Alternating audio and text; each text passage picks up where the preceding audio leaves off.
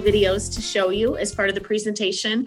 And then I want to talk briefly about our new strategic plan that will be available for community comment and input here very shortly. So with that, you know, as Floyd said, I became superintendent in January, and just a short time later, here we were in a, you know, unprecedented, and I know that word's being used a lot as we talk about what's happening right now with COVID, but it really is, in my 25 years in education, the most definitely unusual time and challenging time for us. So right after the governor closed down schools in spring, we really started preparing for how and when we can reopen schools. So we developed a set of guiding principles at that point that we've been using all throughout our planning processes. And I'll just highlight a couple keywords here. Safety, of course, is our first priority, ensuring that our students and staff are safe, that we're meeting all the basic education requirements, that we're providing a consistent and equitable approach district-wide, that we want to maintain the regular program to the extent possible and really maximize the amount of face-to-face instruction we can provide for students when we're safely able.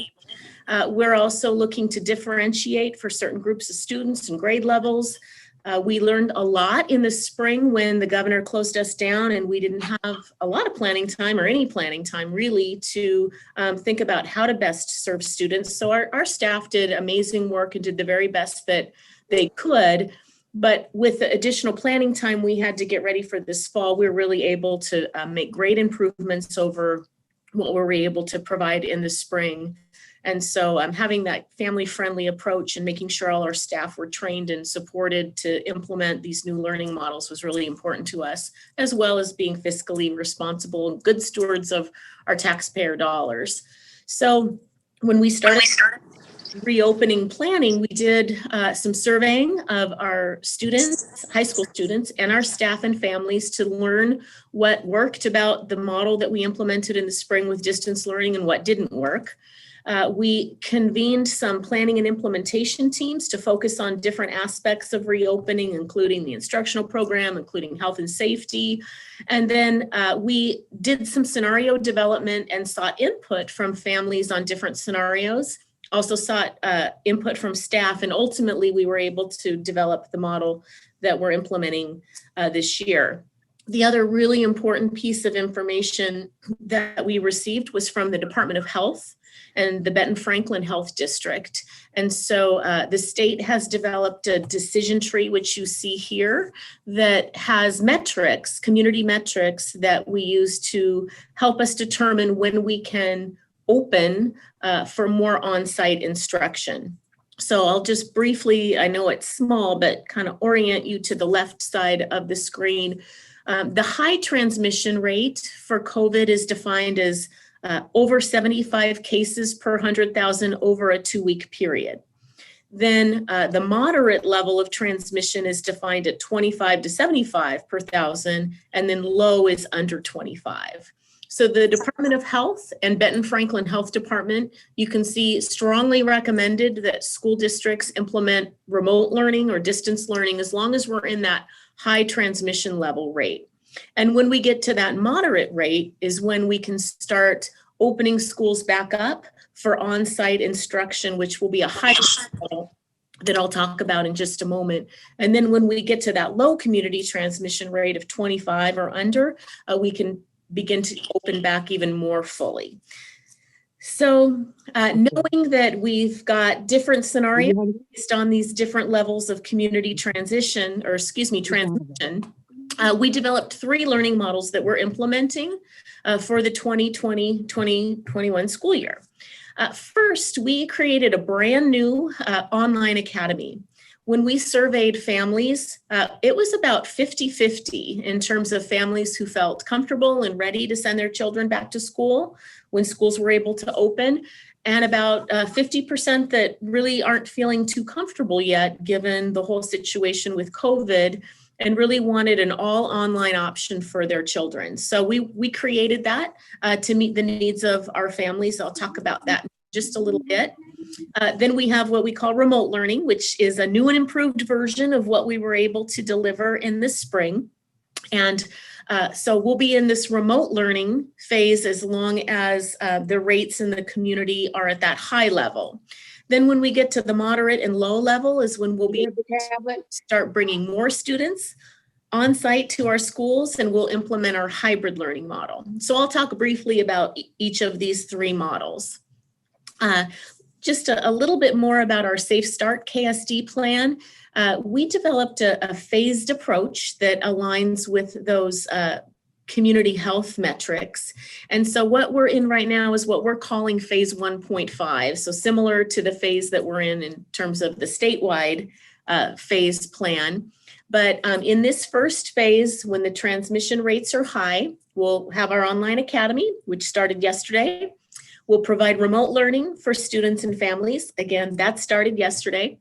We'll provide some hybrid on-site learning for a very few number of students to begin with. We've prioritized our Tier 3 special education students, which are our most high needs, most highly impacted students who have individual education programs. So they will start to come on site next week for between 1 and 4 days to receive their special education services. We're also providing what we're calling on-site remote learning support. So we've asked schools to identify up to 50 students who had the most challenge engaging in distance learning last spring. So that might be due to a parent situation or lack of technology at home, although we are now providing technology, including Wi-Fi, hotspots, and all of those kind of things. But students who, for whatever reason, are really had a challenging time engaging last spring, we're bringing some of those students in, again, small groups, to provide some support to them. And then as the community transmission rates improve in Benton County, we'll be able to phase up and ramp up and bring more students on site. So for all these learning models we've developed, we have provided technology. So we now have iPads on order for our kindergarten through second grade students. And we really wish we had those iPads in hand and could provide them to families now, but there's really a nationwide need for technology devices for students. So they are just not able to deliver on those probably until November. So it's a little challenging now for our youngest students, and we're relying on packets and delivering those to families in case they don't have technology. And we're still using technology, knowing that many families do have devices at home, but we want to ensure that we're reaching all families. On the good news, we were able to provide Chromebooks for every student in grades 3 through 12. So I'll share a little bit of data about how we got all of those in the hands of our families in just a moment. And we are using consistent learning platforms to help make it easier for families and students not to have to manage a whole bunch of different options. So we've got Google Classroom being used as a consistent learning platform. There's also a younger kind of learning platform called Seesaw that we're using for grades K2 in some cases. We have many, many teachers every day using Zoom. So they're connecting. There's time every day at every grade level where teachers are providing real-time live instruction through Zoom. And then we adopted, Remind, which is an app that is a communication app that makes it easy for teachers to communicate with families and vice versa. Also different from last spring is we are taking attendance. We are ensuring that we've got students connecting every day, either for that synchronous live instruction or the asynchronous instruction or both. And the state in the spring had changed all of the grading policies and practices, and all of that's back into place. And we're also really focusing on ensuring that our students have social emotional learning support, because we know that there's a lot of, especially at the secondary level, we've got students dealing with mental health issues. They don't have the same peer group interaction. They don't have those same sporting events and activities. And it's a very challenging time, not only for all of us, but especially for our students.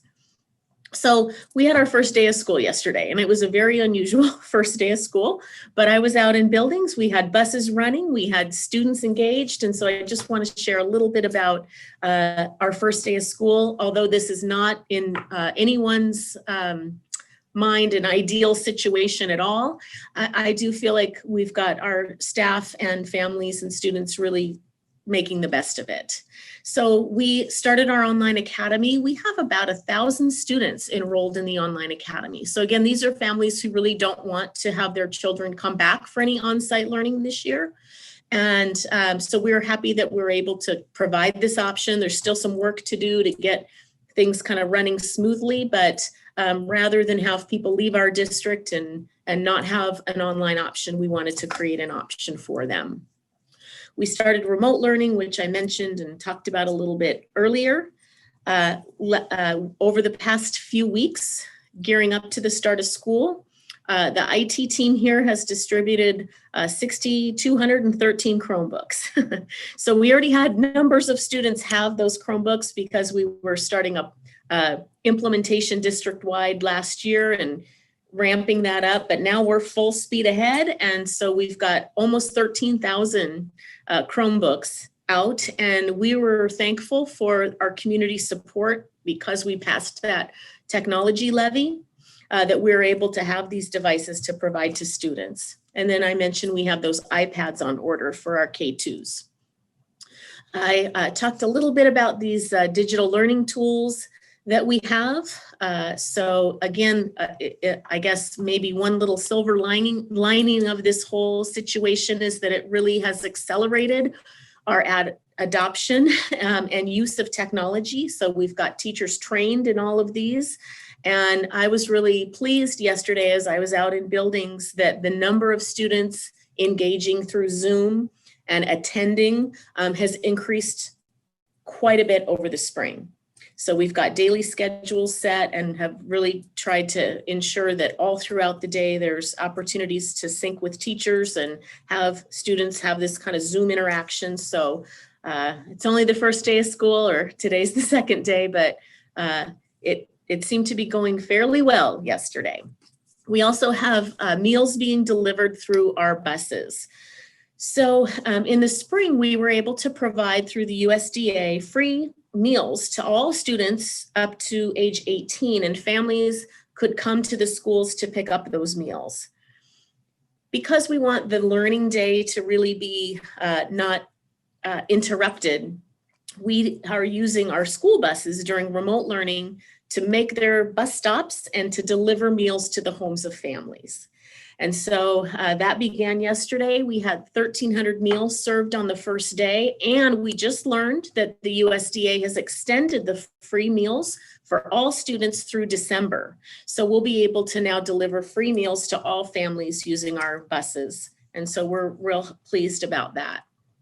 I wanted to share, we invited families to share on Facebook some of their first day photos.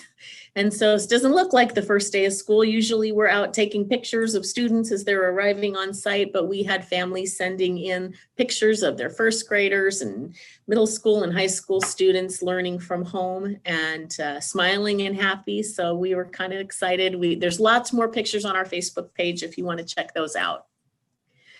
So while we're starting in remote learning, we're planning for hybrid learning. And what that means is we will have students coming on site to learn once those transmission rates get into the below 75.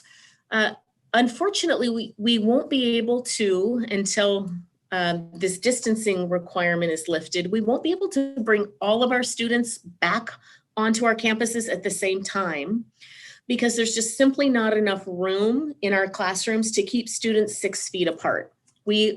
In the spring, we measured classrooms. We tried to figure out, what percentage we could have on site and what that would look like in terms of a schedule. We got a lot of feedback from parents, but as long as that 6-foot distancing requirement's in place from the Department of Health, we just can't have everybody on site at one time.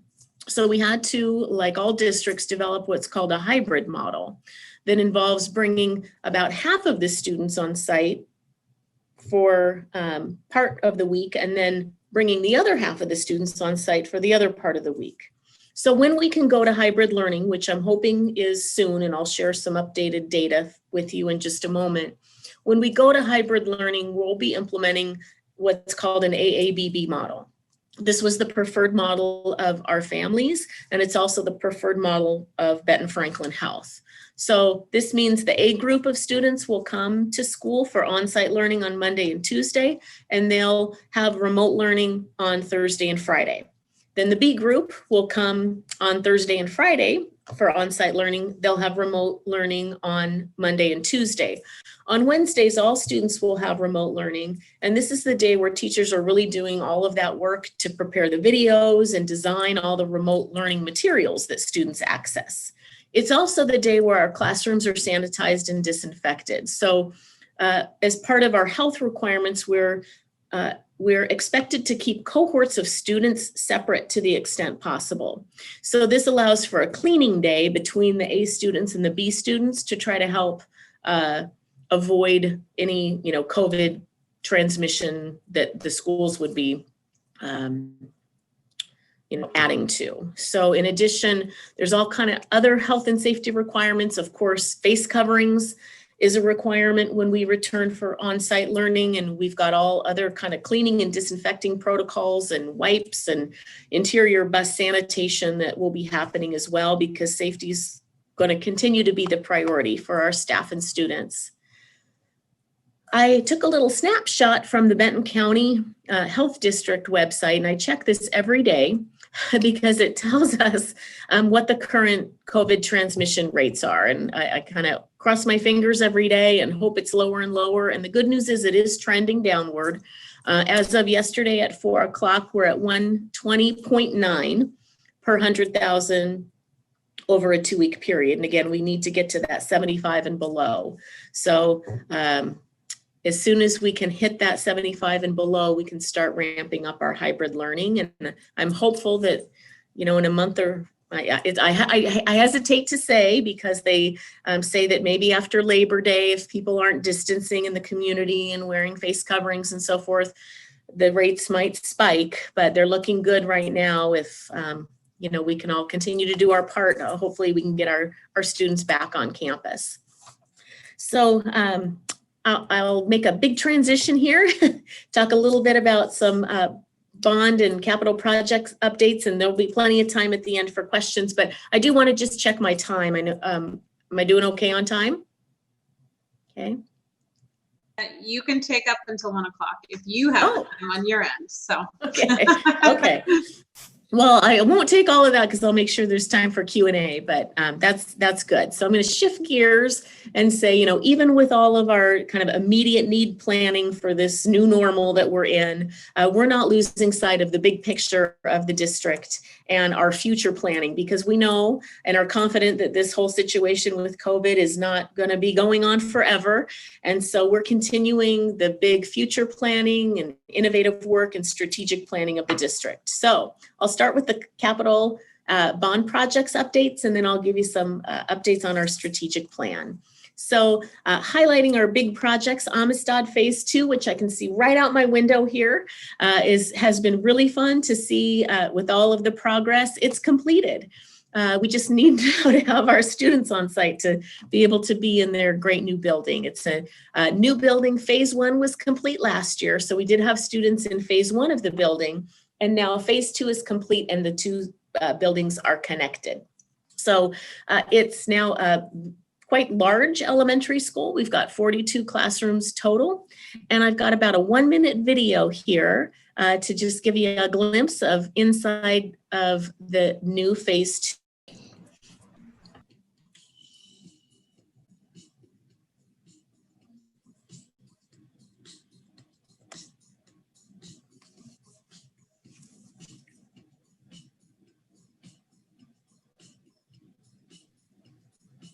Tracy, we're not getting any volume. I don't know if you are where you're at. Okay. Yeah. It looks awesome though.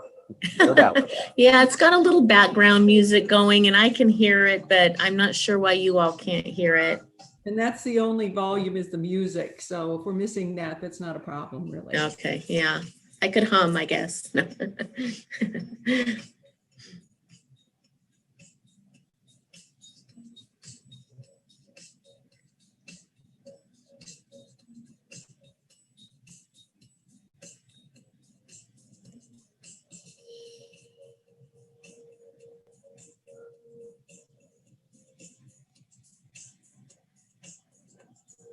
rendering of Southridge, but if you drive by there, there's all sorts of activity.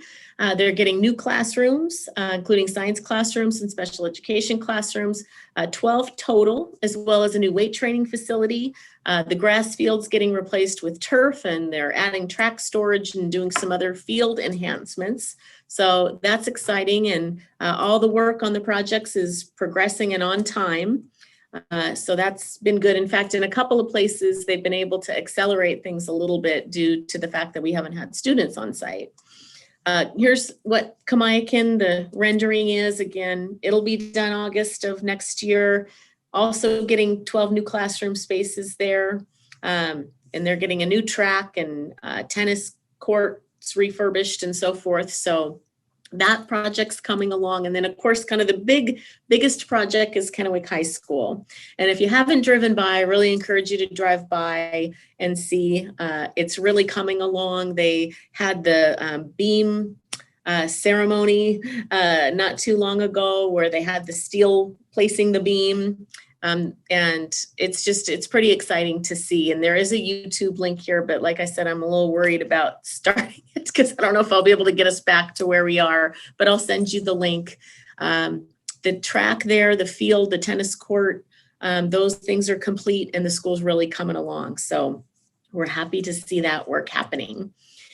In addition to making sure that we've got buildings for our students in the future, we're also continuing to think about what do we want to provide for our students and our staff and our families and community as a school district. So this spring, I was able to do some in-person and then of course shift to some online listening sessions with staff members and with students, high school students, with parents and with community members, to get some feedback about the district. And so we have a current strategic plan that really hasn't been updated in about 10 years.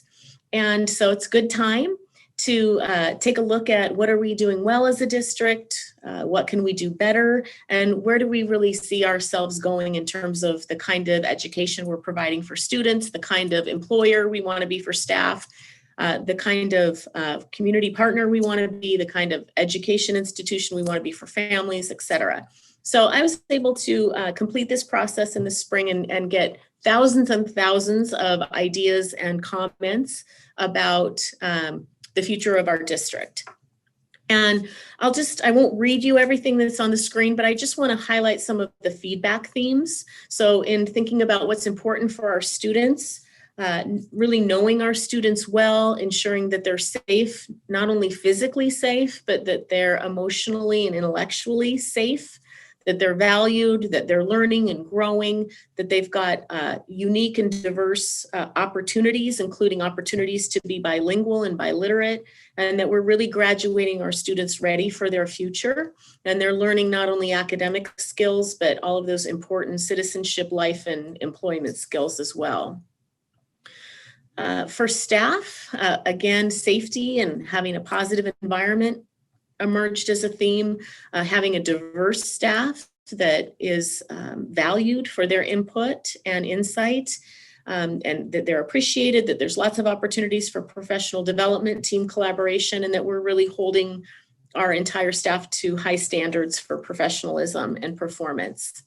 For families, our families want to be respected and appreciated for their diverse strengths and backgrounds. They want to be welcomed and invited to participate in their child's education and help them be successful. Our community wants to partner with us. We've got great community partners. I know Steve's in the car there. We're grateful for him. We'll highlight him for a minute and the work that they're doing to provide childcare for our families, and we've got all kinds of great community partners and KPD and communities and schools, and I could go on, and that's really critically important. Also, just being valued for what they bring in terms of supporting our schools. And you've seen two great examples today with our technology levy, with our bond. It's really awesome that we have such a supportive community who really understands the importance of having high quality schools. And then as a district, we want to be engaged in continuous improvement and future planning. We recognize the importance of transparency and timeliness in our communications, and of being responsible stewards of public resources and ensuring that we're operating efficiently and effectively.